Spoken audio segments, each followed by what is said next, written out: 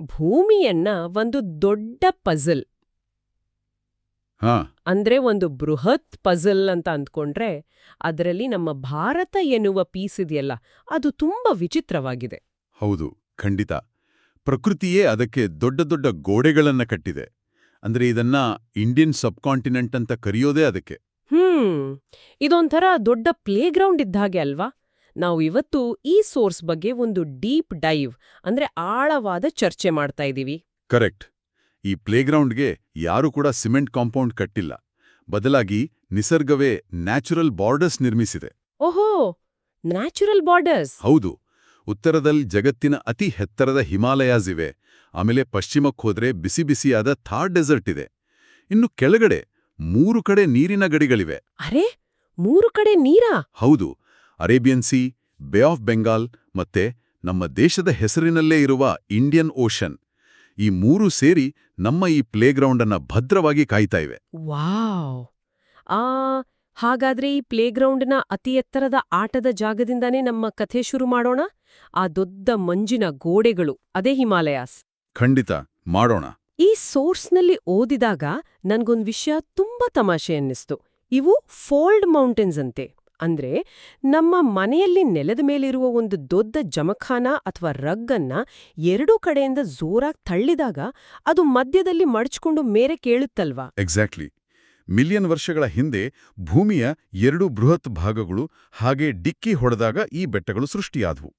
ಆ ಡಿಕ್ಕಿಯ ರಭಸಕ್ಕೆ ನೆಲ ಮೇಲೆ ಕೆದ್ದು ಬರೀ ಒಂದೇ ಗೋಡೆಯಾಗಿ ನಿಲ್ಲಿಲ್ಲ. ಮತ್ತೆ ಅದು 3 ದೊಡ್ಡ ಮೆಟ್ಟಿಲುಗಳಾಗಿ ನಿಂತ್ಕೊಂಡಿದೆ. ಅತಿ ಮೇಲಿರುವ ಸದಾ ಮಂಜಿನಿಂದ ಕೂಡಿರುವ ಮೆಟ್ಟಿಲನ್ನ ಹಿಮಾದ್ರಿ ಅಂತಾರೆ. ಅಲ್ಲಿಂದ ಸ್ವಲ್ಪ ಕೆಳಗೆ ಬಂದ್ರೆ ದಟ್ಟವಾದ ಹಸಿರು ಕಾಳುಗಳಿರುವ ಹಿಮಾಚಲ್ ಸಿಗುತ್ತೆ. ಓಕೆ, ಹಾಗಾದ್ರೆ ಇನ್ನೂ ಕೆಳಗೆ? ಇನ್ನೂ ಕೆಳಗೆ ಬಂದ್ರೆ ಸಣ್ಣ ಸಣ್ಣ ಗುಡ್ಡಗಳಿರುವ ಶಿವಾಲಿಕ್ ಬೆಟ್ಟಗಳಿವೆ. ಅತಿ ಎತ್ತರದ ಹಿಮಾದ್ರಿಯಲ್ಲಿ ವಿಪರೀತ ಚಳಿ ಇರುತ್ತಲ್ಲ, ಅಂದ್ರೆ ಅಲ್ಲಿ ದೊಡ್ಡ ದೊಡ್ಡ ಮಂಜಿನ ಗಡ್ಡೆಗಳು, ಗ್ಲೇಷಿಯರ್ ಇರ್ತವೆ. ನಿಜ. ಆ ಗ್ಲೇಷಿಯರ್ಗಳು ಕರಗಿದಾಗಲೇ ನಮ್ಮ ಪ್ರಮುಖ ನದಿಗಳ ರಿವರ್ ಒರಿಜಿನ್ ಆಗೋದು. ಆ ಮಂಜು ಕರಗಿದ ನೀರಿನಿಂದಲೇ ಗಂಗಾ, ಇಂಡಸ್ ಮತ್ತೆ ಬ್ರಹ್ಮಪುತ್ರ ನದಿಗಳು ಹುಟ್ಟುತ್ತವೆ. ಅಬ್ಬಾ, ಹಿಮದಿಂದನೇ ಇಷ್ಟು ದೊಡ್ಡ ನದಿಗಳು ಹುಟ್ಟೋದಾ? ಹೌದು. ಜೊತೆಗೆ ಇನ್ನೊಂದು ವಿಶೇಷ ಅಂದ್ರೆ ಈ ಎತ್ತರದ ಪರ್ವತಗಳು ಉತ್ತರದ ದೇಶಗಳಿಂದ ಬರುವ ಕೊರೆಯುವ ಚಳಿಗಾಳಿಯನ್ನ ತಡಿತಾವೆ. ಹಾಗೆಯೇ ಶತ್ರುಗಳು ಸುಲಭವಾಗಿ ಒಳಗೆ ಬರದಂತೆ ದೊಡ್ಡ ಶೀಲ್ಡ್ ತರಹ ನಮ್ಮನ್ನ ರಕ್ಷಿಸ್ತಾವೆ. ಆ ಎತ್ತರದ ಹಿಮಾಲಯದಲ್ಲಿ ಮಂಜು ಕರಗಿದ್ದ ನೀರು ಸುಮ್ನೆ ನಿಲ್ಲೋದಿಲ್ಲ ಅಲ್ವಾ? ಅದು ಬೆಟ್ಟದಿಂದ ವೇಗವಾಗಿ ಕೆಳಗೆ ಧುಮುಕ್ತಾ ತನ್ನ ಜೊತೆ ಸಣ್ಣ ಕಲ್ಲು, ಮಣ್ಣನ್ನ ಕೊಚ್ಕೊಂಡ್ ಬರುತ್ತೆ. ಕರೆಕ್ಟ್. ಆ ಮಣ್ಣು ಎಂಥದ್ದು ಗೊತ್ತಾ? ನದಿಗಳು ಹರಿದು ಬರುವಾಗ ತಮ್ಮ ಜೊತೆ ತರುವ ಆ ಮೆದುವಾದ ಮಣ್ಣನ್ನ ಎಲ್ಯೂವಿಯಲ್ ಸಾಯಿಲ್ ಅಂತ ಕರೀತಾರೆ. ಓ, ಎಲ್ಯೂವಿಯಲ್ ಸಾಯಿಲ್. ಹೌದು. ಇದು ಗಿಡಮರಗಳಿಗೆ, ಬೆಳೆಗಳಿಗೆ ಒಂದು ತರ ಸೂಪರ್ ಫುಡ್ ಇದ್ದ ಹಾಗೆ. ಈ ಮಣ್ಣು ಸಮತಟ್ಟಾದ ಜಾಗದಲ್ಲಿ ಹರಡ್ಕೊಂಡಾಗ ಅದು ಅಗ್ರಿಕಲ್ಚರ್ಗೆ ಅಂದ್ರೆ ಒಕ್ಕಲುತನಕ್ಕೆ ಹೇಳಿ ಮಾಡಿಸಿದ ಜಾಗ ಆಗುತ್ತೆ. ಅಂದ್ರೆ ಅಲ್ಲಿ ವಿಪುಲವಾಗಿ ಬೆಳೆ ಬರುತ್ತೆ. ತಿನ್ನಲು ಸಾಕಷ್ಟು ಆಹಾರ ಸಿಗೋದ್ರಿಂದಲೇ ಆ ಜಾಗದಲ್ಲಿ ಪಾಪ್ಯುಲೇಷನ್ ಡೆನ್ಸಿಟಿ ತುಂಬಾ ಹೆಚ್ಚು ಅಲ್ವಾ? ಬಹಳಷ್ಟು ಜನ ಅಲ್ಲಿ ಮನೆ ಕಟ್ಕೊಂಡು ಒಟ್ಟಿಗೆ ವಾಸಿಸ್ತಾರೆ. ಖಂಡಿತ.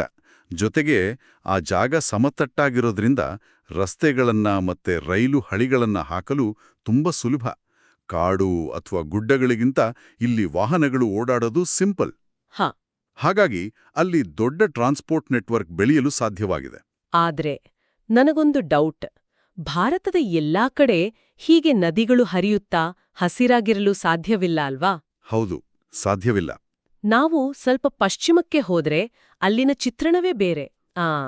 ಅಲ್ಲಿ ಥಾರ್ ಡೆಸರ್ಟ್ನ ಆರಿಡ್ ರೀಜನ್ ಸಿಗುತ್ತೆ. ಬರೀ ಮರಳು, ಜೋರು ಗಾಳಿಗೆ ಹಾರುವ ಸ್ಯಾಂಡ್ ಡ್ಯೂನ್ಸ್. ಹೌದು. ಮತ್ತೆ ಕುಡಿಯಲು ಹನಿ ನೀರಿಲ್ಲದ ವಾಟರ್ ಸ್ಕ್ಯಾರ್ಸಿಟಿ ಇರುವ ಜಾಗ ಅದು.